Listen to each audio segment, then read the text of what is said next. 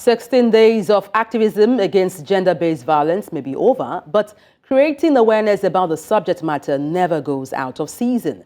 In this regard, the Association of Women Living with HIV and AIDS in Nigeria have decided to take the message to the most vulnerable of women and the grassroots who may be left behind.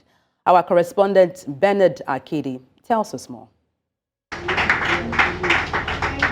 The venue may not be the usual glamorous halls or event centers, but the message remains the same: no to gender-based violence. These are really happening in our environment, mostly remote environment where many people don't really focus on. Many things are happening. So 16-day activism is for us to let people to understand that we can speak out, especially the women, the girls, and not only girls. The young boys too are being harassed, assaulted. So it's an awareness to let them know that there are places, there are people that receive their cases, there are NGOs, there are CBOs, there are people that are there to take up the action. Members of the Association of Women Living with HIV and AIDS shared some of their own personal stories and experiences to these women, many of whom may have not been properly educated about gender-based violence and how it relates to HIV and AIDS.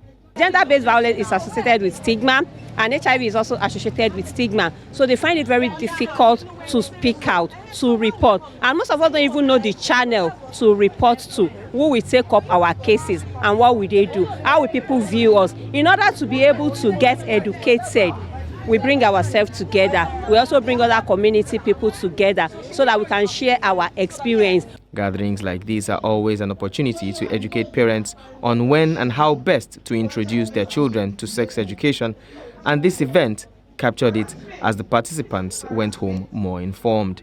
Sex education should start at least from 2, when the child can identify each part of his or her body. Then you need to call the part the way it should be, not calling bum, call vagina, call penis, call breast.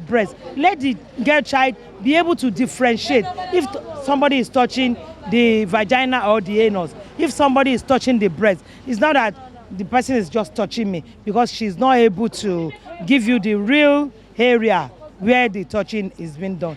The campaign to stop gender-based violence against women and girls in Nigeria is one that has to be a collective responsibility of all. And if the message must get to the most affected persons, all hands have to be on deck. Akede, reporting for News Central.